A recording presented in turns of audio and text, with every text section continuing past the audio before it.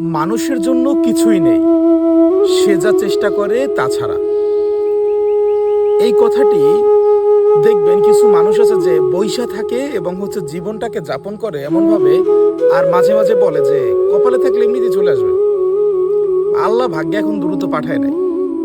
ভাই, আল্লাহ এই কথা বইলা দিছে যে মানুষের জন্য কোনো কিছুই নেই, শুধুমাত্র সে যেটা চেষ্টা করে সেটা ছাড়া।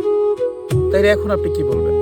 আপনাদেরকে প্রমাণ দিতেছে, দলিল দিয়ে দিতেছে। এই লেখাটি পাবেন আপনি কোরআনের সূরা আন-নাজম আয়াত সংখ্যা 39-এ। তিনি আল্লাহ তাআলা কিন্তু এখানটাতে একদম স্পষ্ট ভাষায় লেখা দিচ্ছেন যে মানুষের জন্য কোনো কিছুই নেই, সে যা চেষ্টা করে তা ছাড়া।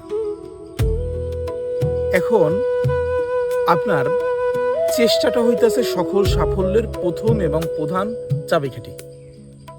যেই চাবিটার উপরে বেস করে আপনার সফলতা বা পরবর্তীতে আপনি কি পাবেন প্রাপ্তি, সেটা সম্পূর্ণ লেখা হয়।